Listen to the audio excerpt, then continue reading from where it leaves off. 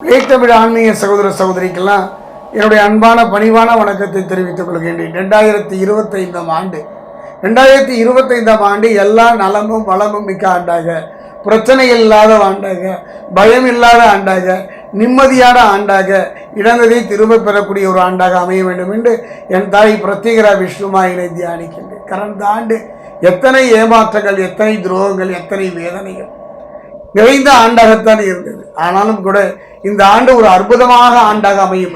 அந்த வகையில் பார்க்கும்போது பலம் வாய்ந்த கிரகம் என்று சொல்லக்கூடிய சனி பகவானை பொறுத்த வரைக்கும் கும்பத்திலிருந்து மீனம் போகின்றார். அந்த வகையில் பார்க்கும்போது குரு வீட்டில் சனி, அங்கு இருக்கின்றவே புதன் இருக்கின்றார். ஒரு அருமையான ஆண்டு. சனி பகவானுடைய பாதிப்புகள் எந்த விதத்திலுமே கெடுபலனை தராது. அதே நேரம் கவனமாக இருக்க வேண்டும். தவறான மனிதனுடைய தொடர்போ தவறான பழக்க வழக்கங்களோ இருக்குமானால் கடுமையான பாதிப்புகளை தர தயங்க மாட்டார். காலம் கருதி, எதிர்காலம் கருதி, குடும்ப நலன் கருதி நலமாக நாம் வாழ வேண்டும். வாழ்வது ஒரு முறை தானே. இந்த வாழ்க்கையே ஒரு பூமி, ஒரு நிற்கும்படி மாதிரி தானே. அப்படிப்பட்ட அந்த வாழ்வை நல்ல முறையில் வாழ்வதற்கு நவ கிரகங்களில் அற்புதமான கிரகம் சனி பகவான் தான். அந்த வகையில் சோழி பிரசன்னம் ஒரு அற்புதமான ஒரு நிகழ்வு.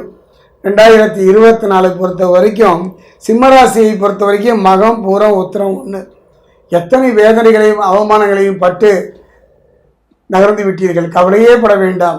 பட்ட பாட்டிற்கு பலன் தரக்கூடிய ஒரு ஆண்டாக 2025 அமையுமான கண்டிப்பாக அமையும். காரணம், ஒரு மனிதனுடைய வாழ்க்கையில் ஒவ்வொரு கட்டத்தையும் நம்ம கடந்து தான் வர வேண்டும். ஒவ்வொரு காலத்தையும் நாம் கடந்து தான் வர வேண்டும். காலம் செய்வது போல கடவுளும் செய்ய மாட்டார் என்பார்கள்.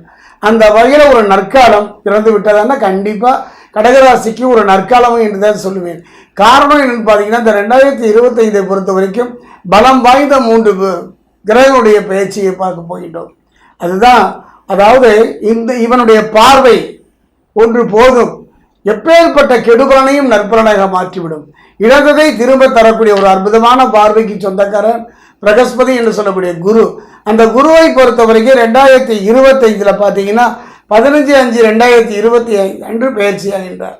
யோககாரகன் என்று சொல்லக்கூடிய ராகு கேதுவை பொறுத்த வரைக்கும் மீனத்திலிருந்து கும்பத்திற்கு 18/5/2025 பயிற்சியாக போகின்றார். இவன் ஒருவன் நடுக்கம் மட்டுமல்ல, பயம் மட்டுமல்ல, அச்சம் மட்டுமல்ல, ஒரு மாற்றத்தையே ஏற்படுமா என்பதை தரக்கூடியவன் தான் சனி பகவான்.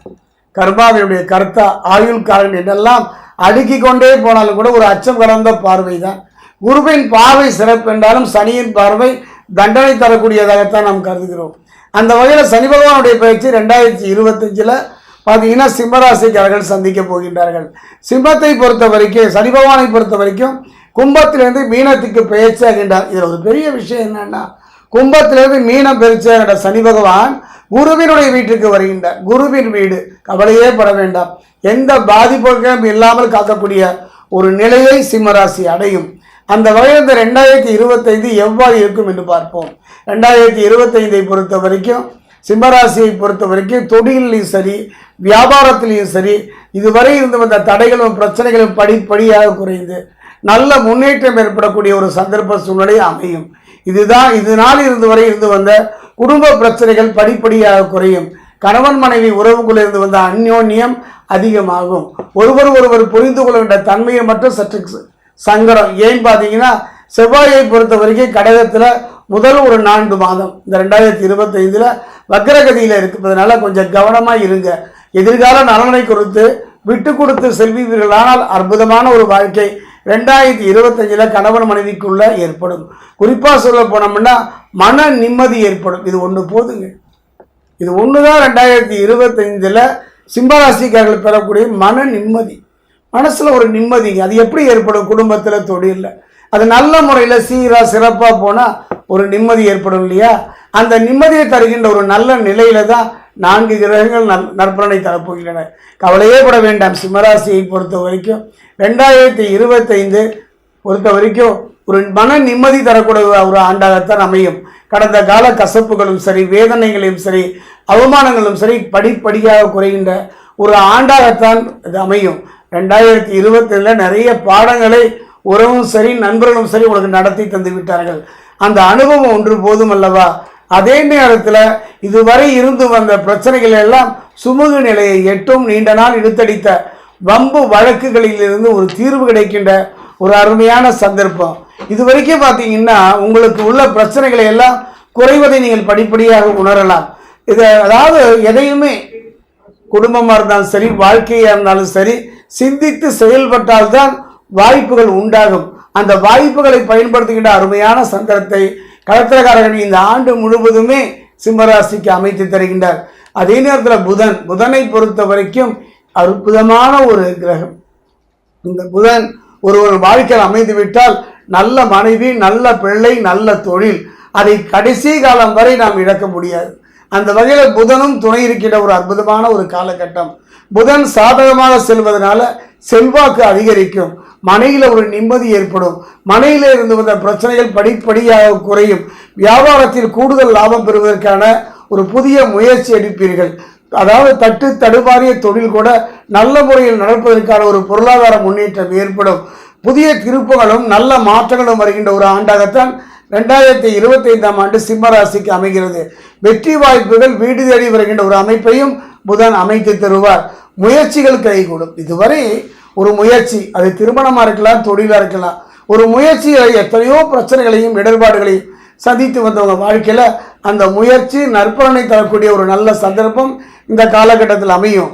தொழில் வளர்ச்சியை பொறுத்த வரைக்கும் திருப்தியை தரும், குறுக்கீடுகள் அகலும். அதாவது உங்கள் வாழ்க்கையில் இதுவரை உங்கள் தோல்விக்கு உங்களுக்கு ஒரு பிரச்சனை வருதுன்னா அது காரணம் யாருன்னு புரிபடாமல் இருந்தவங்க வாழ்க்கையில் இதை புரிந்து கொள்ள ஒரு தன்மை ஏற்படும். அதே நேரத்தில் இந்த முதல் ஒரு 4 மாத காலம் குரு பகவானை பொறுத்த வரைக்கும் ரிஷபத்தில் வக்ரம், செவ்வாயை பொறுத்த வரைக்கும் கடகத்தில் வக்ரம்.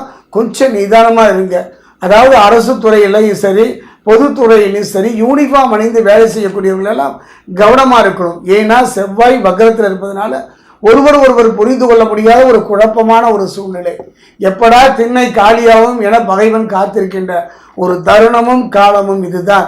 கவனமாக நிதானமாக இருந்து விட்டாலே நிறைய இழப்புகளை தொழில் ரீதியாக, மன ரீதியாக, உடல் ரீதியாக நாம் சந்தித்து விடலாம். அந்த வகையில் பார்க்கும் பொழுது ஒரு மனிதனுடைய வாழ்க்கையில் இந்த 3 பலம் தேவைங்க. மனோபலம், தேக பலம், தெய்வ பலம். இந்த 3 பலத்தையும் தரக்கூடிய ஒரு அற்புதமான கிரகம் என்னுடைய அனுபவத்தில் யாருன்னு பார்த்தா சனி தான், சனி பகவான் தான். அந்த சனி பகவானுடைய அருளை மட்டும் நீங்கள் பெற்றுவிட்டார். அது எப்படி பெறலாம்? சனி பகவானை கொடுத்து வாங்கக்கூடியவனா, ஏதாவது கொடுத்தா அவன் கொடுக்கக்கூடியவனா, ஆசை வார்த்தைக்கு மயங்கக்கூடியவனா, ஹோமங்களும் பூஜைகளும் ஜபங்களும் பண்ணில மயங்க இல்லைங்க. கர்மா, மனதும் சரி, உடம்பும் சரி, தீயான பழக்க வழக்கத்தில் இருந்தாலோ, தீயான பழக்க வழக்கமுடைய தொடர்பு இருந்தாலோ கண்டிப்பாக சனியினுடைய பார்வையிலிருந்து தப்ப முடியாது. கொஞ்சம் சிம்மராசிக்காரர்கள் நல்ல பழக்க வழக்கம், நல்ல எண்ணம், அதை மட்டும் இந்த 2025 கவனமாக இருங்க. அந்த என்னதான் இருந்தாலும் சரிங்க, எவ்வளவு அதீத ஆசையின் காரணமாக தவறு செய்ய மனமோ உடலோ துடித்தாலும் கட்டுப்படுத்திக் கொள்வீர்களானால், தவறான பாதையை நோக்கி செல்லாமல் இருந்து விட்டாலே 2025ஆம் ஆண்டு கடந்த ஆண்டை விட இழந்ததை திரும்ப பெறக்கூடிய ஒரு அற்புதமான ஆண்டு. அதே நேரம் சிம்மராசிக்காரர்களை பொறுத்த வரைக்கும் இந்த 2025 ஒரு ஆலயம் என்று சொல்வதை விட இவன் பாதத்தை நீங்கள் தஞ்சமடைந்து விடுங்கள். திருத்தணி அருகே இருக்கக்கூடிய பாதசனீஸ்வரர் ஆலயம். இந்த ஆலயத்தில் 6 அடி உயரத்தில் சனி பகவானுக்கு ஒரு அற்புதமான வடிவம்.